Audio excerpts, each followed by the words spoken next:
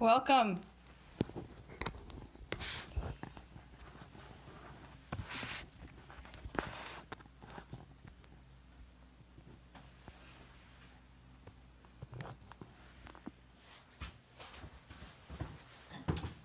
Hi, I'm Martha, and I am going to be demonstrating how to make a clay bowl, ceramic bowl, without needing a potter's wheel.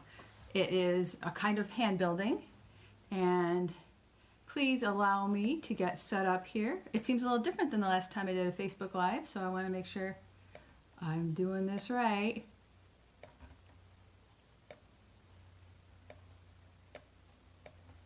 Okay. So, I'm finding this isolation really interesting. I mean, sad, right? And we're losing a lot. We're missing a lot. But I'm also finding that there's an opportunity for so many possibilities. I don't know if you're finding that to be true. Things maybe you, if you're one of the people who is not considered an essential worker and you are find a lot of time on your hands. Now maybe you don't because you're teaching your kids at home and you're doing your work and you're finding you have fewer hours to make those kinds of choices. But if you find you have more time on your hands, I'm wondering if more people are doing some of the things that they always wanted to do, like creatively. And I hope that that's the case for you. Please excuse me again as I try to work with this. I had a very able and talented and wonderful assistant the last time I went live, Facebook Live, and he is unable to be with me today. So, all right. And then, haha, I see.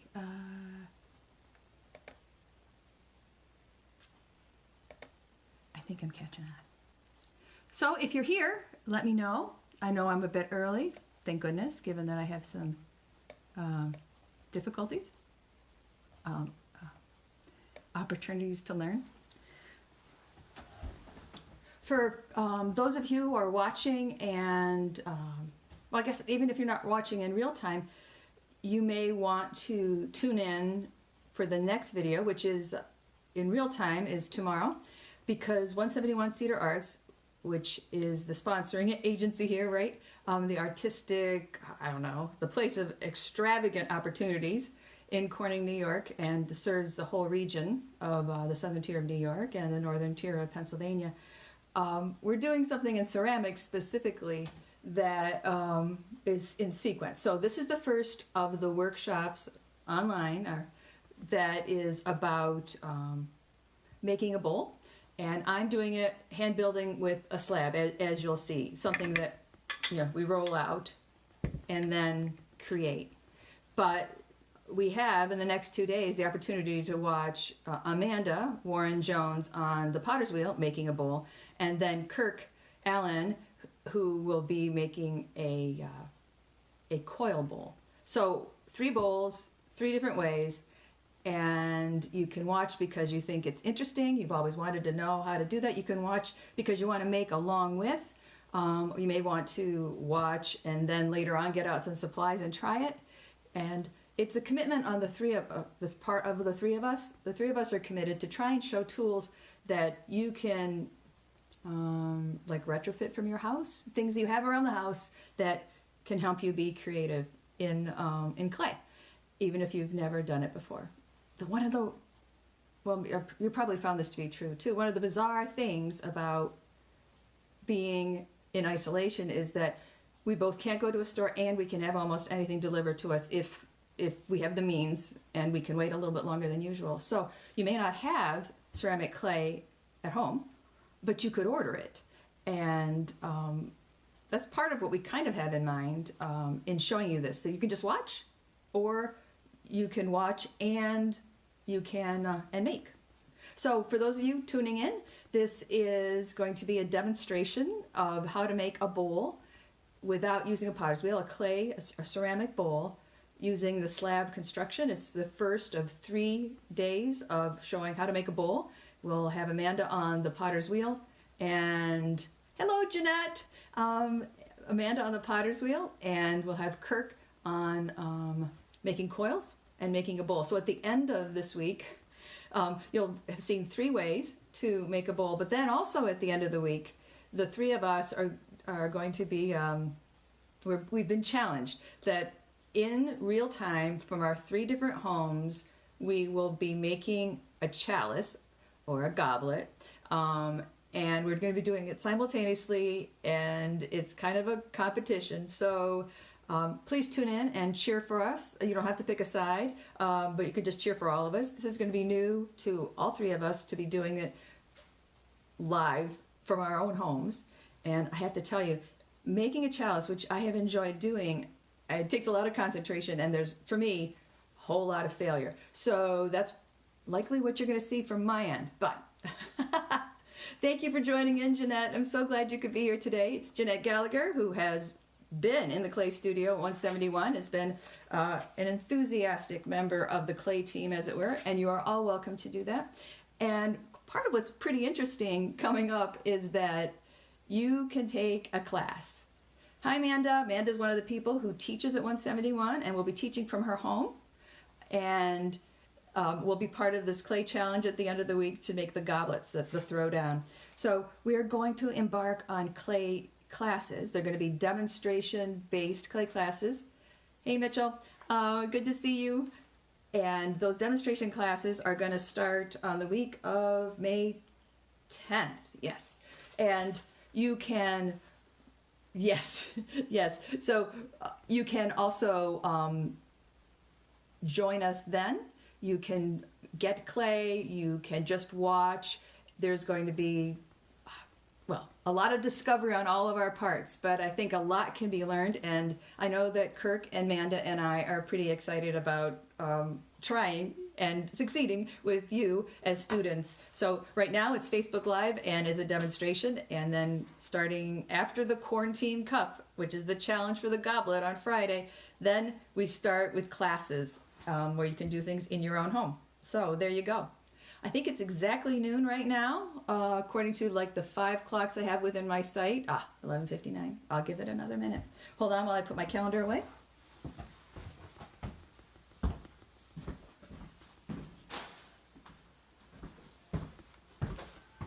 So you may have seen that I have posted on the 171 Cedar Arts Facebook page some of the supplies you would need if you were going to follow along right now and make a bowl. The bowl that we're making is a tiny one.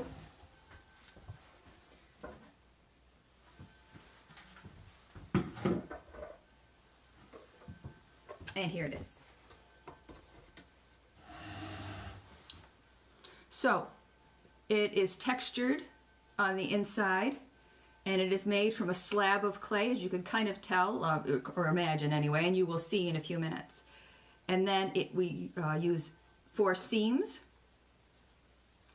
so that we bring it together to make it into a bowl. The texture in this case is on the inside. You could put it on the outside, but for our demonstration purposes today, it's going to be on the inside.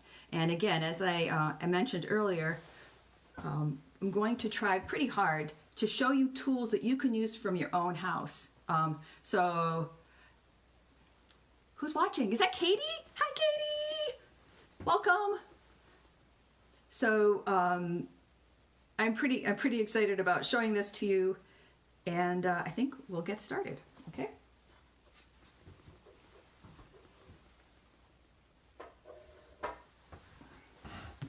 So one of the things that almost everybody has in their house is a rolling pin. This happens to be a rolling pin from one of our restaurants. So I can dedicate it solely to the making of clay objects. Another thing that we're going to need is clay. In this particular case, I have made it out of 2 pounds of clay, and so I recommend if you're going to roll out clay, have at least 2 pounds.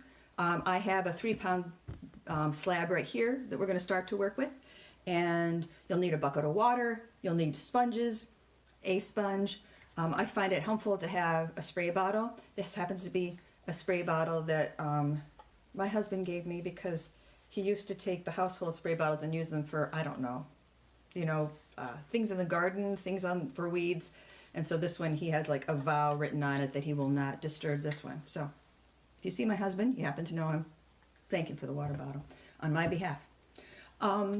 As we go along, I think that I will be able to just tell you the kind of supplies you need. There's that list that's already on the 171 Facebook page, but we're going to start initially at least with the rolling pin and a piece of clay. What I have right here underneath everything, hello again, Katie. What I have underneath everything is canvas, and you can buy canvas at, hey Trudy, thanks for coming. You can buy canvas at a ceramic supply store, but mostly what you want is something that you can roll clay out on that is not going to, that you could kind of pick up and make it so your dining room table or your kitchen table doesn't get especially messy. The advantage of what I have here is that my dad, I gave him some canvas and he stretched it over a piece of plywood, fastened it underneath, and so I can move this around. Right now we are not in my art studio, which we in my house call the messy art room, because it's got all kinds of supplies. But when I start teaching, and for the quarantine cup, I need to be on the wheel, and so tune in and you get to see the art room that like nobody who visits the house ever gets to see. So that might be worth the price of admission, which is, by the way, free. So, okay, so we're going to start out with clay. I happen to have Cone 5-6 porcelain clay. For those of you who don't play with clay very often, cone has something to do with, it has everything to do with the level that it's fired at, the mixture of humidity and temperature that it is fired at when it goes into the kiln. There are higher cone options, and there are definitely lower cone options. In elementary school, if you worked with clay, it would have been a lower cone, but you could do the same thing with it. So what I have is some clay. You might have yours balled up, but I have it right now just sliced right off from the big block of clay that I received. Now this is going to be one of the tricky technology things, is that I am going to start rolling this clay, and I'm hoping that the camera doesn't fall. If it does, well, that'll just be peachy, and then I'll rescue you, okay?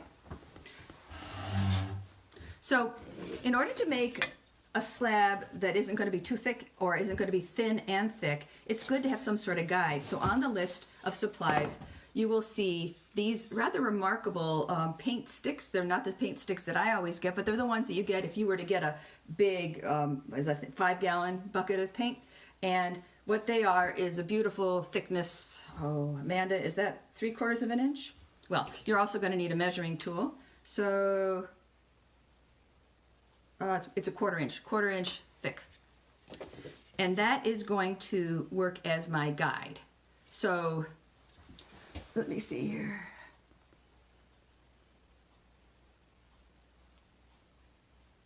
I'm having a hard time seeing what you're seeing, but I'm hoping you're seeing this. So this is, I'm putting on either side of the clay, and then I'm going to start to roll out. My goal is to have 11 inches, thank you Amanda, 1/4 inch, 11 inches by 11 inches, because this is my template. The template, well, you may understand where I purchase many things. The template is one of those things that you can make out of something that you have at home, a piece of cardboard. If it's short cardboard, you're going to have to add on to it, but it's 11 by 11, and you could make it out of a paper bag from a grocery store. Any number of kinds of pieces of cardboard. These are different sizes that I have made, but for today's use, it's going to be the 11 by 11 one.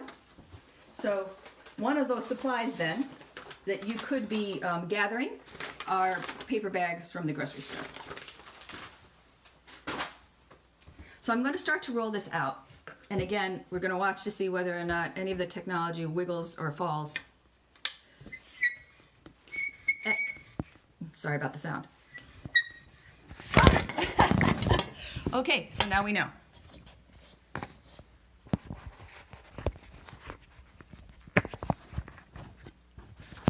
Oh, I'm glad that you can see just fine until I made it so that you saw just the table, right?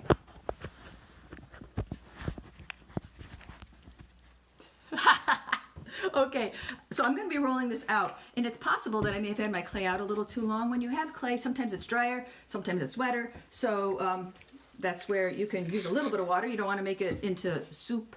You don't want to make it muddy, but let's try this again.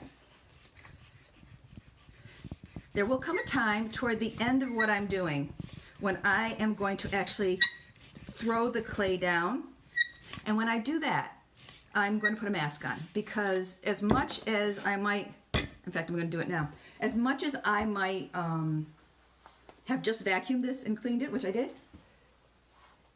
there's almost always going to be some clay dust, and you don't want to breathe that in. So if you ever forget that this was done during COVID, now you know I have my mask. So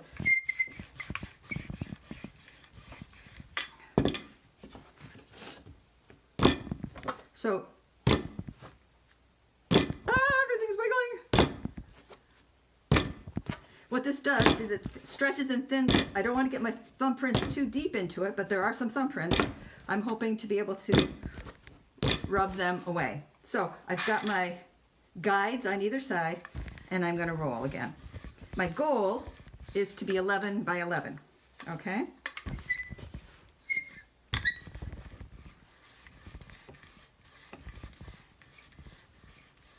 Hey Diane, thank you for watching. So Diane, I'm using porcelain, cone 5/6 clay. I'm using the thick paint sticks as guides, and I'm starting to try to roll a slab that is at least 11 by 11. 2 pounds of clay will do it. I have 3 pounds here, hoping that I can do it more quickly, but that I don't have to worry about piecing together in order to get the square that I want. So what I'm doing is I'm going one direction, picking it up, stretching a little bit, right? Again, I don't want it thinner in some places and thicker in other places. And I am wearing the mask in case you just tuned in, because of the dust that will come up with me stretching the clay by tossing it. Just working with wet clay doesn't require me using a mask.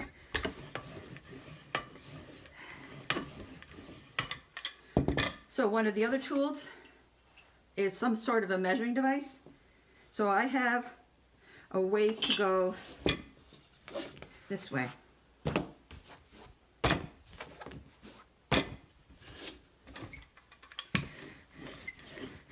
Now, when you're working with clay, no matter whether you're using a wheel or you are using, whether you're using the wheel or you're hand building, you want to work with compression. You want to compress the clay. And we do that with something called a rib. And I'm afraid I never looked up the etymology of that. I don't know why it's called a rib.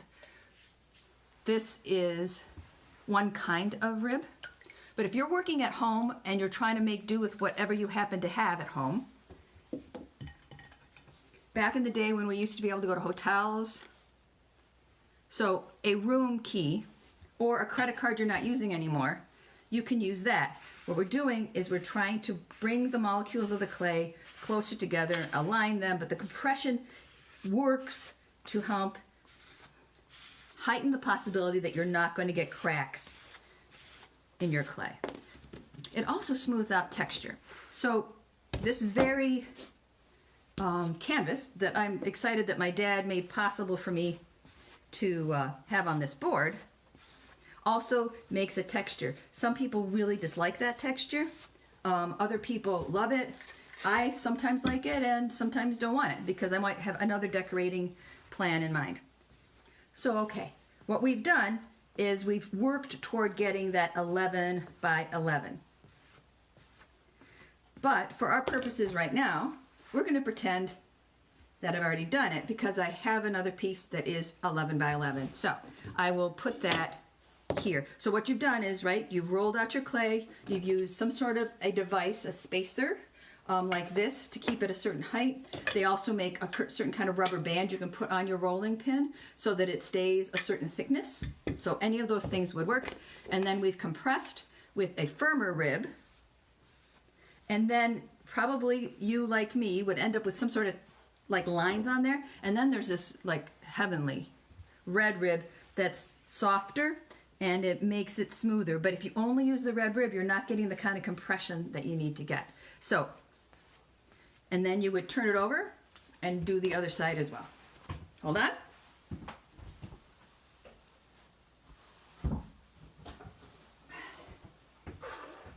Now you may say, okay, Martha, but every time you turn it over, you're going to keep getting texture of the canvas on your clay, right? I knew, Trudy. I knew you were saying that, Trudy. So, what I usually do when I'm turning it over then is before the last time, I put down a piece of cotton. It does not have to be tie-dye, but, you know, it just makes it more fun if it is.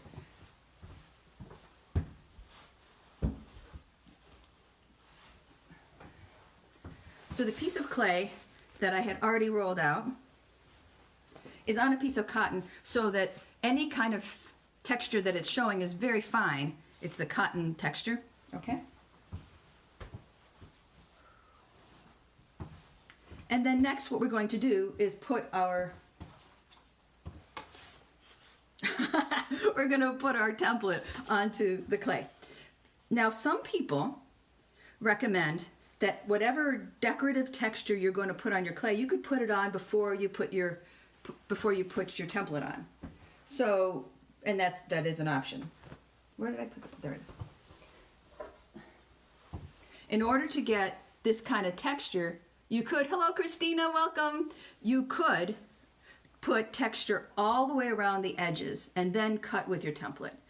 I say, why do extra work? So I'm not going to do that, but you may do that. What I'm going to do is outline this and then put texture where I know I'm going to use the clay that I'm going to use. So I'm using a needle tool here. Hello Linda, welcome, welcome. And I'm going to right now just lightly outline where I am eventually going to cut. So we are, Christina and Linda, we are making a bowl without using, a ceramic bowl, without using a potter's wheel. It's the kind of hand building that is a slab construction. Later on this week, you can watch Kurt make another hand-built bowl, but using a coil construction. And then Amanda is going to make a bowl, Amanda Warren Jones, on the potter's wheel. So before the week is over, you can have 3 different examples. People will walk you through 3 different ways to make a bowl out of clay. So this one is 11 by 11, and depending on the shape of bowl you want, this is what I cut these wedges out, and they're uniform, but depending on how wide, what the proportions of these wedges are that you cut out, you'll have a little bit differently shaped bowl. So there's infinite possibilities. Throne bowl tomorrow by Amanda Warren Jones, and coiled bowl on Thursday. Absolutely. And I encourage you to tune in. So, texture. This is what is part of what's incredibly fun about just using found objects. So, it's possible that you have, I don't know, maybe some stamps from when you or your kids did a lot of stamping and made cards. You could use those here. I wouldn't spell anything out because we're going to do some overlapping, but if you had design card, paper, craft stamps, you could do that. Always interested in recycling, you could use something from lemons or avocados or something. You want to make sure it goes in kind of deep, but something like that could be the texture. So things you have around the house. This is a scarf that my daughter discarded. It makes great texture, it turns out. Never going to wear it again because it's really, really full of clay. And I suggest you not use like your grandmother's heirloom lace. No. But this was my mother-in-law's, but it can't be used. So you could use that for texture. So something that you don't expect that you're going to ever need again for its original purpose. Okay, so for me, I have this. If you see, it is, I actually don't know what its original purpose is, but it's great. These kinds of little doodads are great for rolling into clay. So for the example that I've already shown you, this is what I used. And what I'm going to do is I'm going to figure out how I want it to sit in the bowl. I've decided to have these leaves pointing upward. And that is what you see here. Thank you, Linda.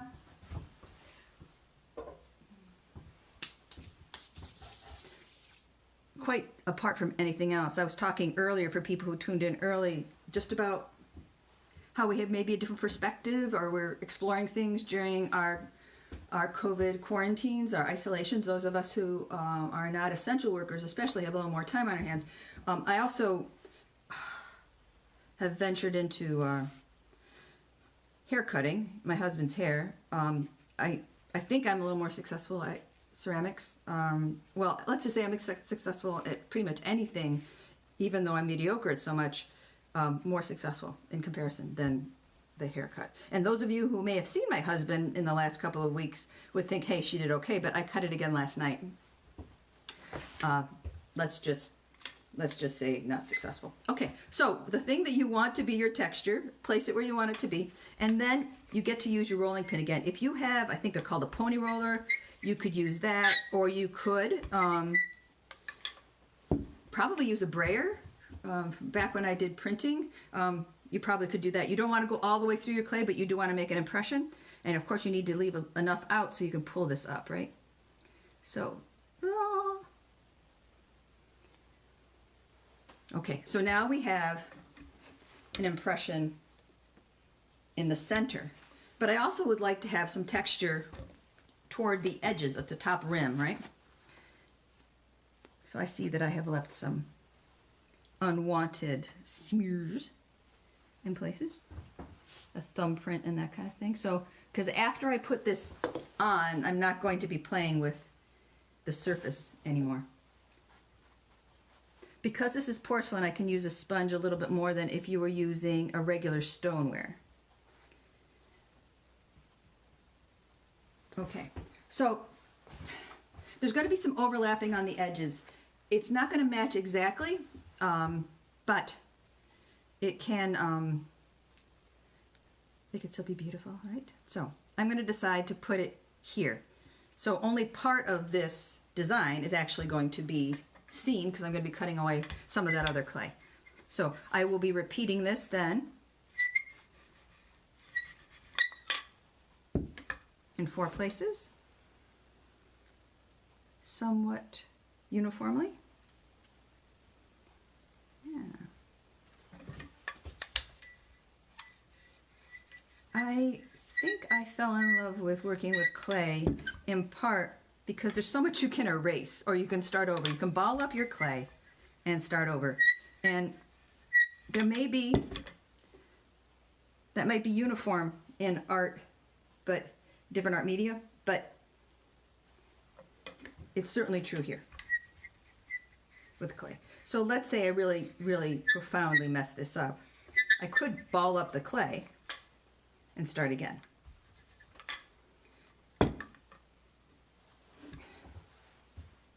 On Friday, when we have the Quarantine Cup Challenge, I think probably there isn't time for me to ball things back up, so I will be moving forward on however I proceed, however it goes. I will try to make the best of it. It's going to be fun. Okay, so now I have used this both for the center and for the edges. And I still have my lines here that I can cut along, or I can bring my template back. And I'm going to use what's called a fettling knife. But for those who are home and they don't have clay supplies, I found that a plastic picnic knife works pretty well. I mean, don't use it for a picnic again, but you know, just use it for clay from now on. So I will be cutting this. I'm going to cut it at a little bit of an angle to help me when I put the sides together, when I stand this up. Okay.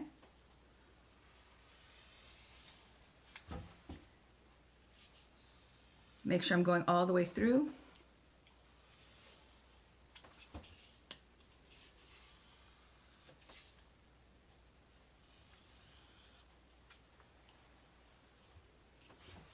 As you see, I'm cleaning off the knife occasionally.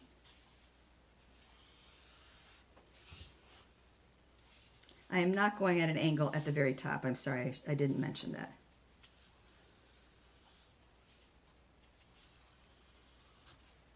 At the top of each arm, we're going to call them arms, yeah.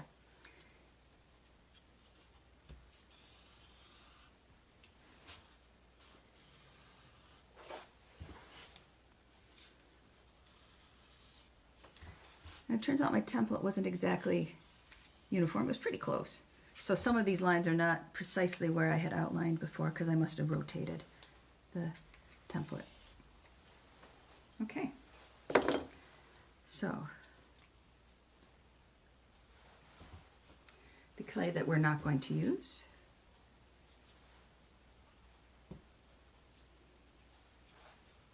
Now, again, clay is incredible because you recycle that. You can use it.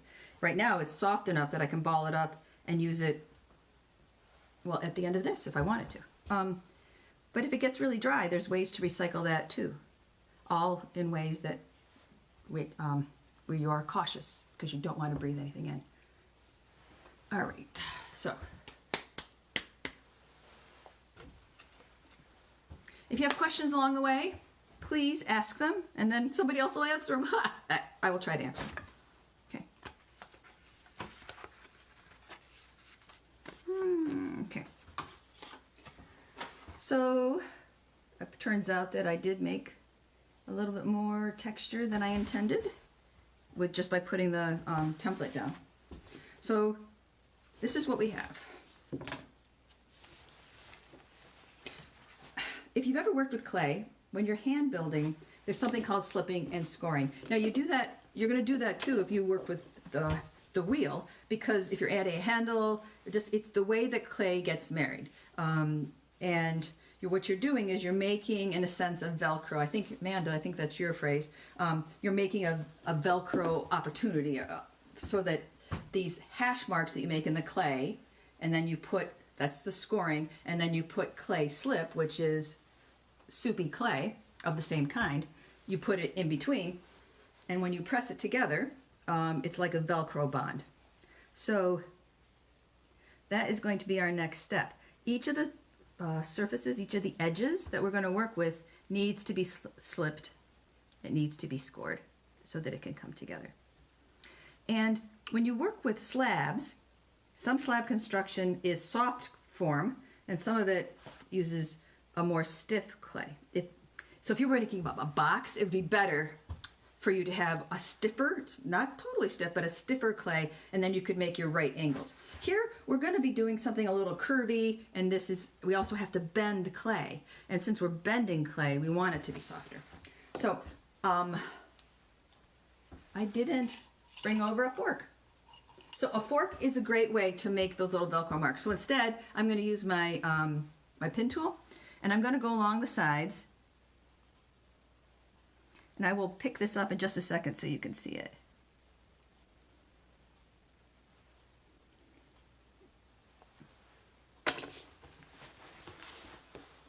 Can you see that right there?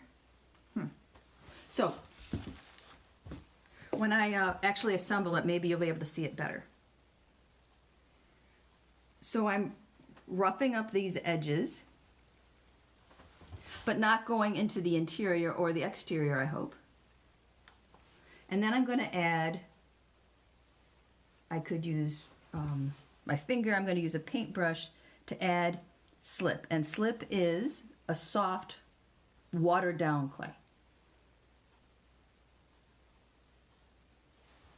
And that works as the glue. So, brush.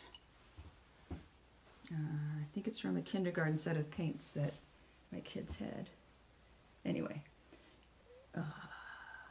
Like a play school easel set, yeah.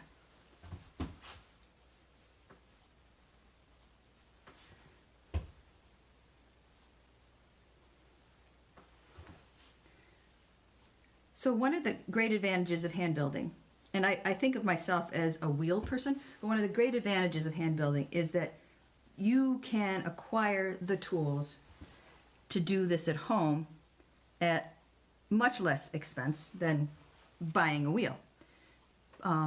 There's great satisfaction in using a wheel, and you can buy wheels at all kinds of different price points. So I'm not discouraging you from getting a potter's wheel.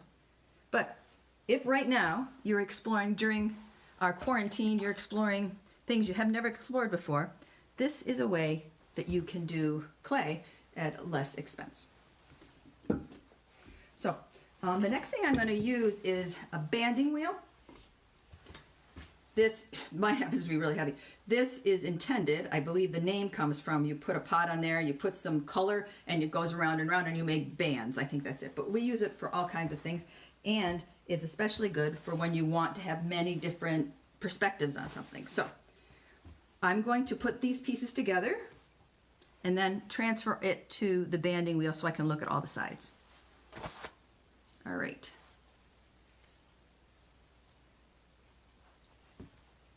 You see how soft the clay is, right?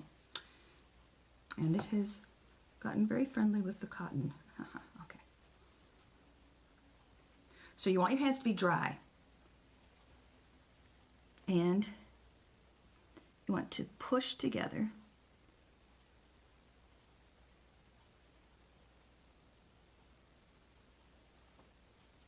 these edges.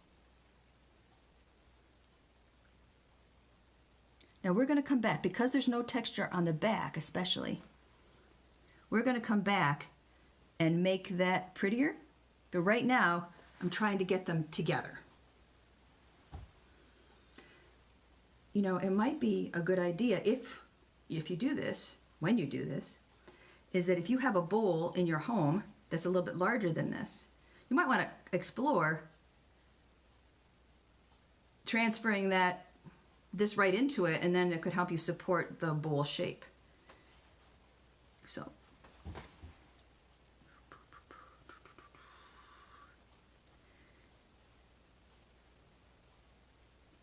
what's tricky here is you don't want where you're pressing it together to get a lot thinner. And it would be easy for it to do that, to get a lot thinner.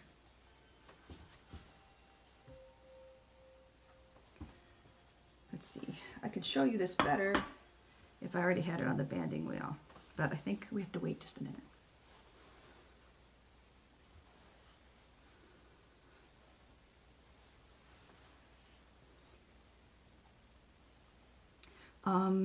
Clay there are some names for the different thicknesses, the different ways it's set up. And leather hard is what the example that I showed you, the completed example, is leather hard. At leather hard, there are opportunities to finesse some of the marks that I may not want that I have made here. Okay.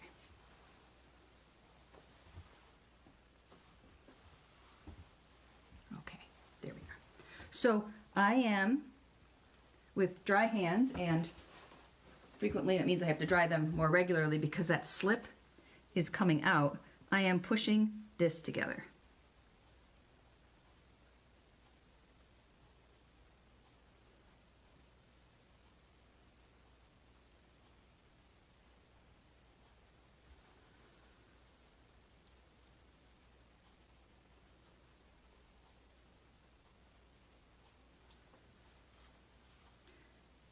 Any questions as I go along?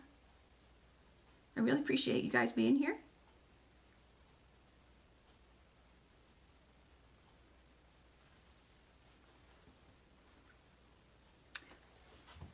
For people who haven't worked with clay before, this kind of clay that goes to cone 5 and 6, generally speaking, you fire it once and it becomes something called bisqueware or biscuit, and then you do some way of coloring it, and most familiar to you may be the kind of coloring that comes with glazes, which is a kind of basically glass clay. And that is a second firing. So this would go through the bisque firing and it becomes almost like chalky and stiff, but not so sturdy that you could use it, and it's porous, which is helpful for getting the glaze into it.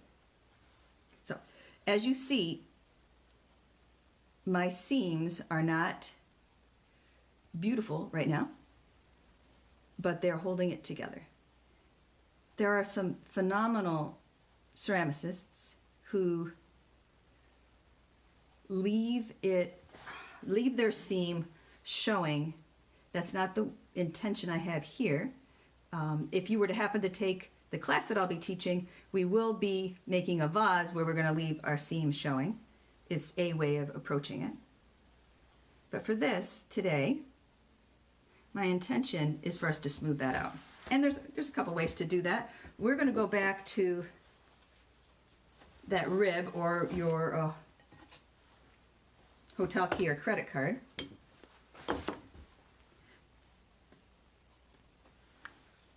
And smooth together the clay. Don't press, not pressing down so hard that it becomes thinner there.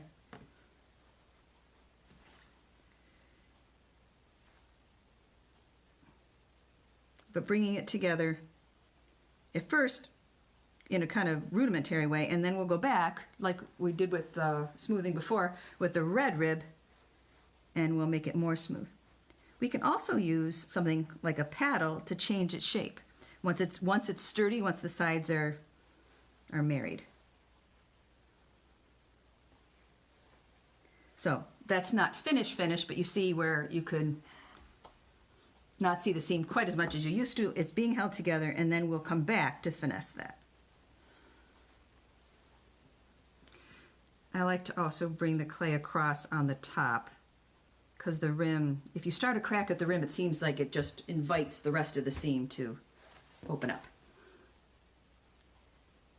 Any questions so far?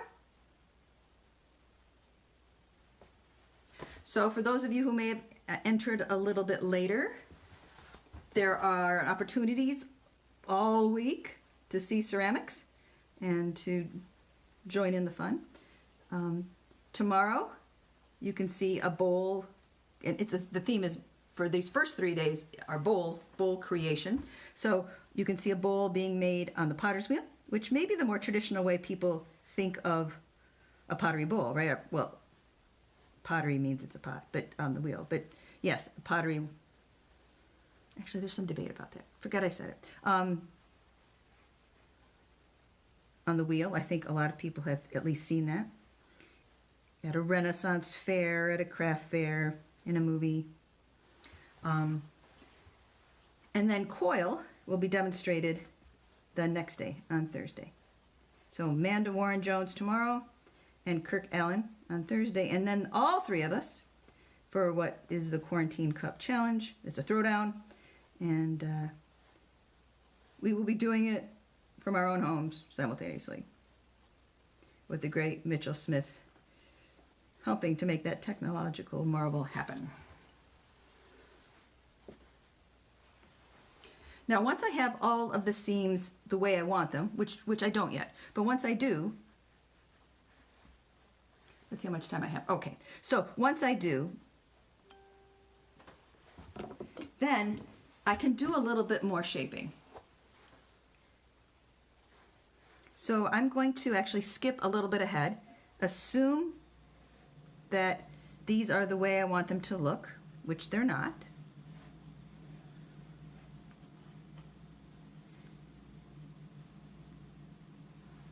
And then they make paddles specifically for ceramics, but it's not likely you have one at home.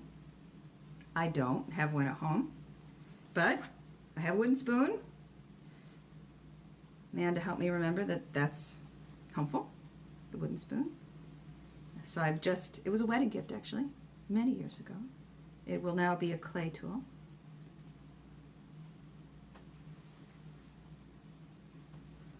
Thank you, Sister Wyona. So it's not exactly the way I want it, but let's say I want to change the shape somewhat. So what you want is something that's kind of smooth, and if it can be flatter, that would be good. I have tried using this as my paddle, and I ended up getting, well, let me show you.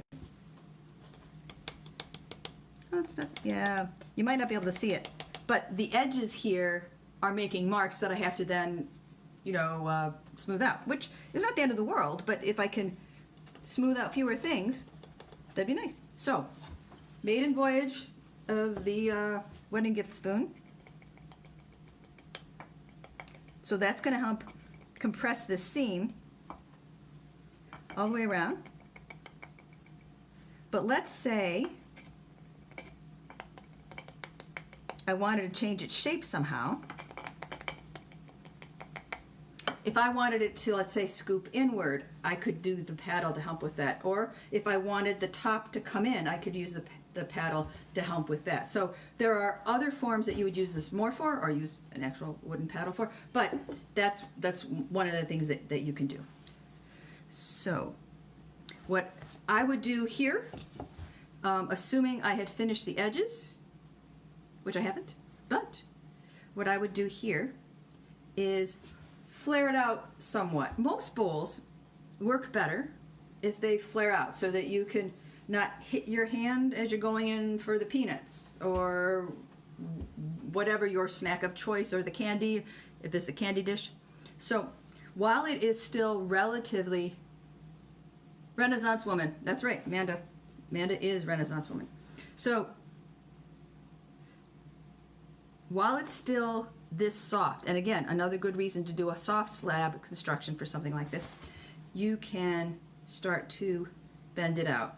And the advantage of having it on a turning device, if it's a Lazy Susan at your house or a banding wheel at the pottery studio, is that you can go around and give the same amount of pressure as you're turning it out. Any questions?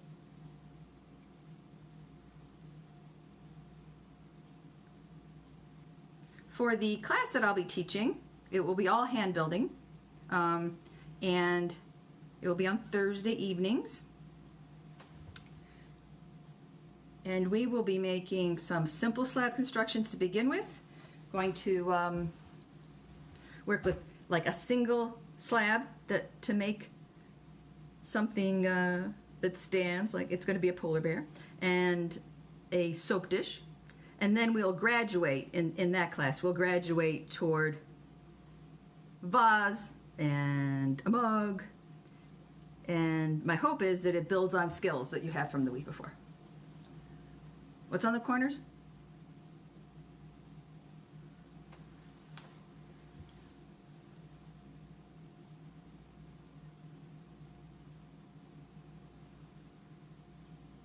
Trudy wants to know why the sides are higher on this one than the other one I made, because this is, well, if that's the question, Trudy, this is a bigger template than what I used for the example, if that's the question. Yeah. So the template I used for my original bowl, I was experimenting with, and I thought, well, you know, we can make a bigger one for the demo. But one of the things you can do, because, I mean, the template, this is you, right? You're being creative.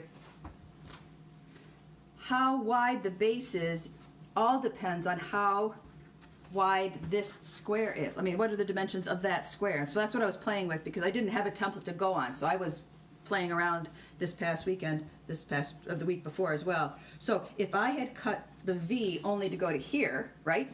So if it's a square, if you imagine this is the square right in the middle, if I made that square come out farther, I would have a wider bottom, and I'd have lower walls, even with the same basic dimensions. But the template that is closer to what I actually used was closer to this. So that's the comparison, sort of.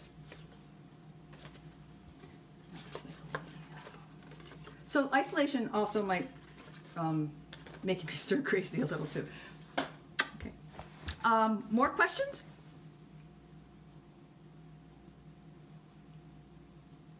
Why are the sides level all the way around on the one you're working on? This is a good question. I wasn't expecting that. So the original, okay, this is closer to my original work, and I had them curved more. Can you see that? Maybe you can't. You see that curve? And that makes the difference. And yeah, they're just, that's prettier, isn't it? Let's see it. So this one, the original, curves. Oh, and I know another reason too. There are different ways to attach your sides. I don't think I'll be able to take that apart, but I will cut it. So if I had not attached this side already,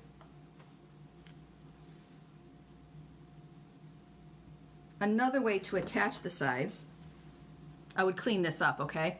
But then would be to do this, to overlap by some amount, which is what I did on the original. And if I had the curved template, it would have shown more of a curve.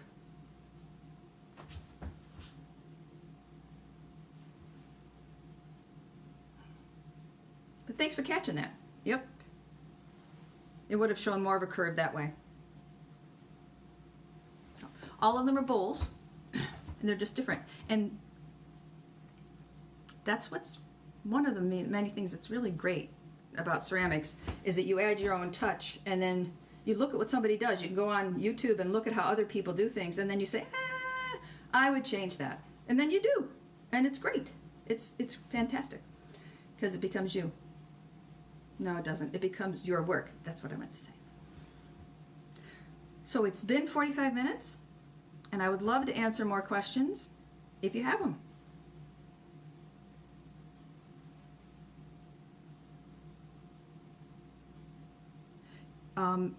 For those of you who are already attending events at 171, you know what a great contribution to our community it is, what it brings to the community.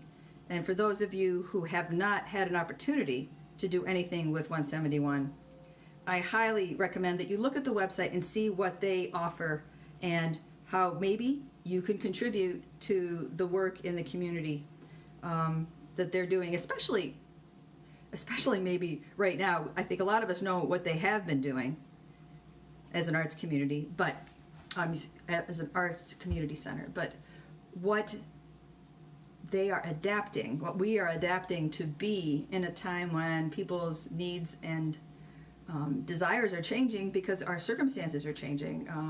Really, 171 is doing a lot to adapt and meet creative needs, meet opportunities to connect in this kind of way. And as you think about what you give to, you might want to put that on the list. If you have any other questions, I'd be happy to answer them. I am excited about the classes that are coming up as well as the rest of the week. So remember, tune in tomorrow at noon Eastern Time for Amanda. And it is, my goodness, I thought I was being spontaneous, but it's Giving Tuesday today. So that's also another opportunity to just say, hey, you know, this 171 thing's pretty cool. I've either enjoyed it in the past and I continue to, or I'm looking into enjoying it now and see what it does for the community. I think you'll be impressed.